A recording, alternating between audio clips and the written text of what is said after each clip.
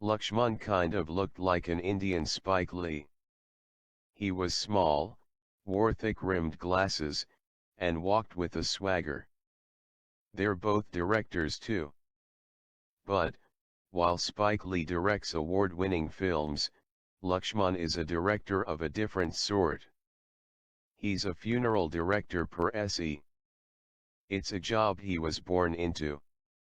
A job his kids will inherit. It's not just a profession, it's the life he was prescribed. Each day, Lakshman orchestrates a crowd of Dams who march dead bodies through the streets of Varanasi.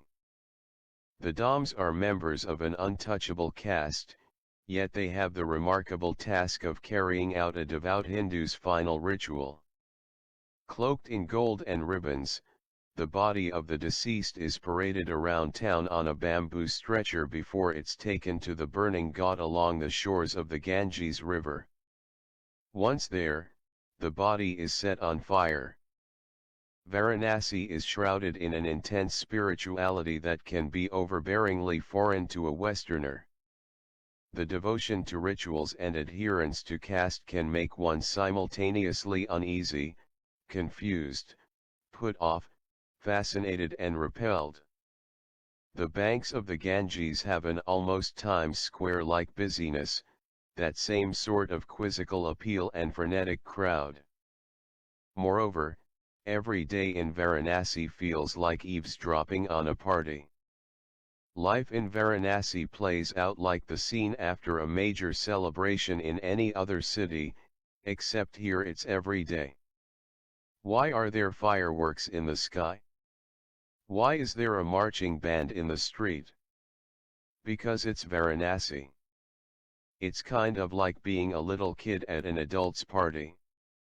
You're curious, in awe, and not quite sure what the hell is going on.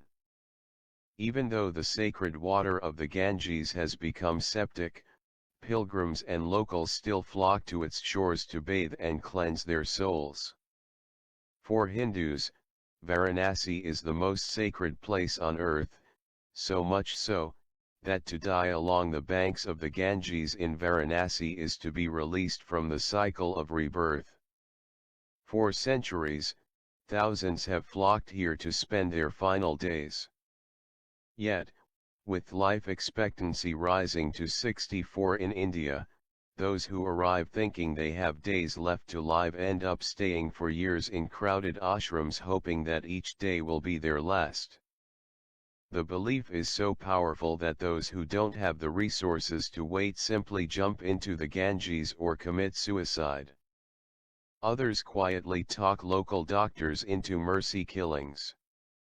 In a city where people come to die, Lakshman is an important man. I met Lakshman on a bench above his ghat, watching the bodies burn along the banks of the sacred river below. He wore thick black goggles, presumably to deflect the glare of the flame. Whatever their purpose, they gave him the look of a blind magician, tending to his sorcery. Yet, Lakshman's work could hardly be called sorcery.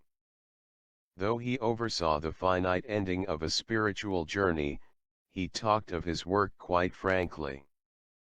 You want a good burn, you buy the sandalwood. But this is expensive. You buy the cheap wood, it takes longer, doesn't burn so good. You don't buy enough wood, body doesn't burn all the way. This is bad, very bad, he said, nodding his head. Lakshman turned to me and smiled. His teeth were dyed red from chewing on betel nut, a mild stimulant common in the Asian tropics. Stored behind the ghat is the eternal flame from which each person is cremated. Lakshman told me he makes sure to walk around the fire 5 times a day to honor the 5 elements: fire, water, earth, air, and ether.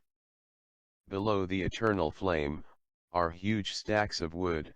The family of the deceased, according to their means, buys one of many funeral packages on offer, including a certain quantity of wood, sandalwood sawdust, ghee, other ritualistic paraphernalia, and a priest's services. If the family cannot afford enough wood, as is common, the body is burned in stages, with the Dams on call to push in the extremities after the center has collapsed. In a town where fanaticism trumps order and chaos comes in daily doses, the process of death is a remarkably efficient business. Each body is allotted roughly 3 hours. Not only is Varanasi one of India's most colorful cities, it's also one of the oldest continually inhabited cities in the world. In this ancient town that quite consciously sidesteps modernity, Lakshman runs Harishchandra, what you might call the second best burning ghat in Varanasi. Manikarnika, about a mile upriver, boasts up to 200 cremations a day. Though Manikarnika is considered the main burning ghat, Harishchandra is often referred to as Adi Manikarnika, the original creation ground. At either ghat, there is one thing noticeably missing: women. The burning of the body is not to be looked at as a sad event. After all, this is not just an end, but also a new beginning. Indian men fear that women would bring too much sorrow to the event. Therefore, they're not permitted at either of the cremation ghats. According to Lakshman, you bring the woman, she starts crying. Then, before you know it, poof, she jumps in the fire. Lakshman is an old man. His grandson looks after much of the operation now, carrying on the great family tradition. Together, the whole family lives behind the ghat, tending to the eternal flame round the clock and spending their lives releasing their brethren from the cycle of life. When each process is complete, the ashes and pieces of bones are gathered by the eldest son or a senior male of the family and consigned to the waters, where the Dams stand with wire nettings to dredge up the ash and mud, hoping for a gold tooth or nose ring that may have survived the fire. It's a business, after all.